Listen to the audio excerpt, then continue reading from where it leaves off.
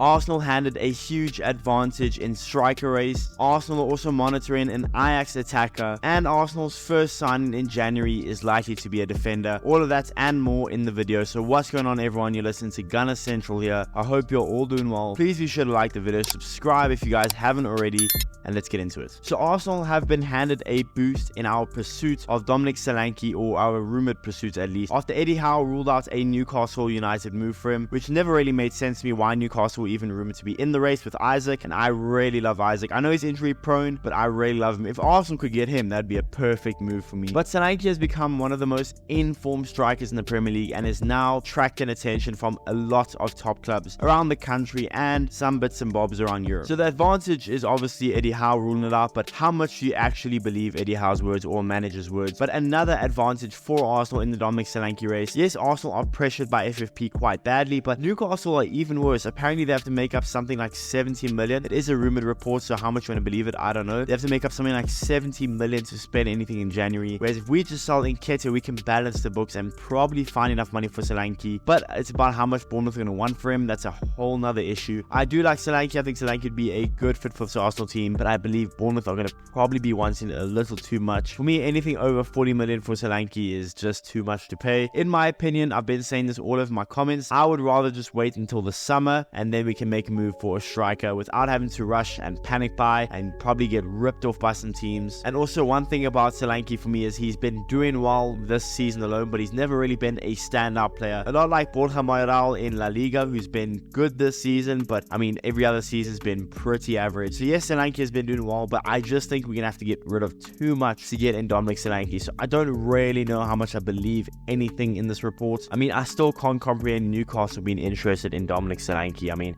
that just doesn't make sense. There has also been a report, and I would actually love this report to be true, is on a player named Benjamin Šeško from RB Leipzig. And the reason I love this to be true is the report is saying that if Arsenal sell Eddie Nketiah, because there's a lot of teams around the Premier League, Fulham and Crystal Palace to name a few, are interested in Eddie Nketiah, and Arsenal are said to be holding out to around 30 to 35 million pounds for Eddie Nketiah, which is exactly where I value Eddie. And the thing is that if we sell Eddie Nketiah, apparently Arsenal will be looking at Benjamin Šeško from RB Leipzig to replace Eddie Nketiah. And the reason I like this is, yes, if you go look at Šeško's stats, it's not going to blow you out the water. I mean, 22 games for RB Leipzig this season and 7 goals, which isn't great. It's not bad. It's pretty average. With Salzburg, he scored 29 goals in 79 games. So he's not really going to blow you out the water. But if you go look at what he can bring as a backup, he's 20 years old, Slovenian, but he is 6'5", I think it is, 195 centimeters. He's 88 kilos, so he's quite big. And if you go look at his play for RB Leipzig, he is a strong, decent movement in the box, has decent speed to him as well.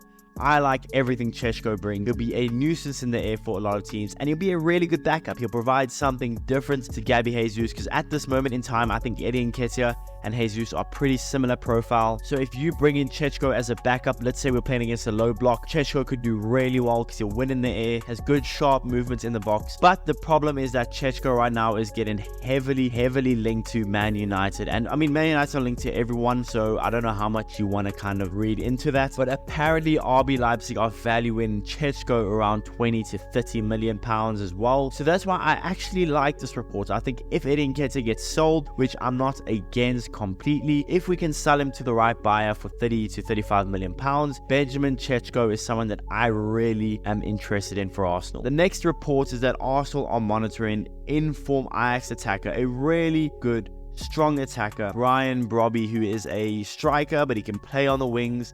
A really good player, I think. I don't think he's really going to move the needle for us. I think if you're looking at him, it's a realistic signing. He's not going to cost too much, but also where are we going to get the money? Are we going to sell Eddie Nketiah for him? I wouldn't. But according to Eurosport, Arsenal are interested in Brian Brobby, who is enjoying a good season at Ajax despite the Dutch club's challenging year. Brobby has stood out, scoring 8 goals and providing 4 assists in 15 league games. Again, a really good stat line, but a lot of these guys have good stat lines. Borja Mayoral is a good one, but how long-term can these signings actually produce for Arsenal? Yes, he has 8 goals and 4 assists in the Eredivisie, but can he do that in the Premier League? I don't believe. I struggle to believe so. He flopped at RB Leipzig, so it's making me kind of hesitant on going for Brian Brobby. I like that Arsenal are somewhat rumored to be aggressive-ish in the market for what we can do, but I just have a gut feeling that all of these reports are going to go to nothing and Arsenal are actually not going to sign anyone. That's my gut feeling. Arsenal are not going to sign anyone, or at least anyone of note. I just don't see how. We don't have the money, and a lot of these players that we're linked to, Brian Brobby, Borja Mayoral, they're not going to move the needle for us. And Dominic Solanke, even as much as I like Dominic Solanke, as much as he has a good physical profile, I don't see him moving the needle for us. So I like Brian Brobby. Do I like him for Arsenal? No. Now there's an article from Give Me Sports saying that Arsenal's first signing in January is likely to be a defender, and I thought I want to unpack that because that's quite interesting. First of all, they say first signing, so they think Arsenal are going to make multiple signings, and I am in the opinion of if we sign someone, that's probably going to be our only signing of the window. Depends how we sign them. If it's a loan, maybe we get 2 loans if we're lucky, but I doubt that. I don't see Arsenal signing anyone, but they say first signing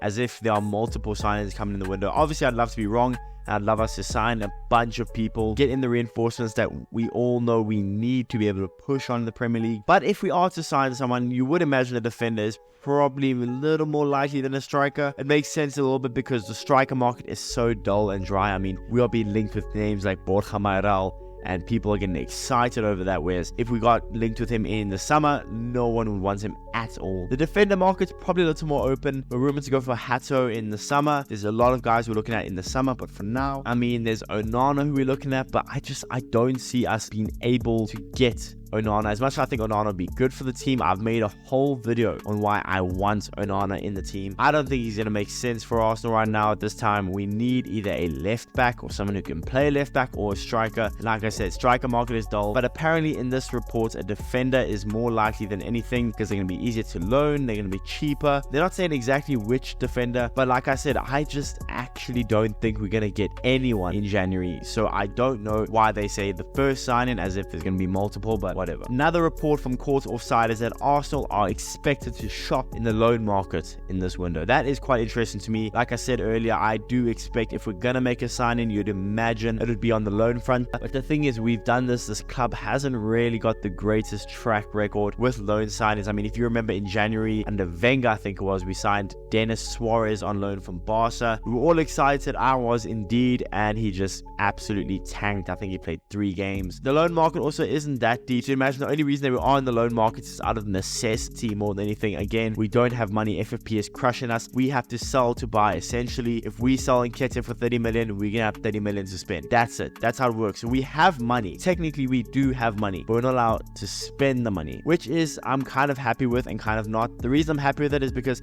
I think it actually, for the first time in what feels like forever, FFP has a strong point. FFP has an impact in the transfer window, and other teams have to be cautious on how they spend money as well. Again, Newcastle are crushed by FFP as well, so I like it for that reason, but obviously I don't like it because it hinders Arsenal badly in the January market. So yes, it says that Arsenal are going to be active in the loan market, going to be shopping around in the loan markets, but again, that's going to be out of necessity more than anything. But I am predicting that Arsenal sign no one. I know it's bleak, I know it's a sad look at things, but I just think Arsenal's going to sign no one. And if we do sign someone, then hey, I'd love to be wrong, and I'd love to get a surprise more than expecting them to sign someone and they do absolutely nothing in the market. Maybe it's time that Arsenal start looking at the younger players that we brought to Dubai with us, like Walters, and I know he can play left back, so maybe that's not that bad of an option. Maybe it's even a better option than Kivio at left back, I don't know. But I do think it's time for Arsenal to maybe start tinkering around with the squad, bringing in some younger players from the academy, giving them minutes. Let's see, maybe one of them is the next Saka, maybe one of them is the next Smith Rowe, or maybe at least one of them could just give us some okay minutes instead of having Kivio at left back. I don't know. But yeah, guys, that's the video. Let me know in the comments below. Do you expect Arsenal to make any signings? Which of these reports interest you? Let me know in the comments below. Please be sure to smash the like button, subscribe if you haven't already, and I'll see you guys in the next one.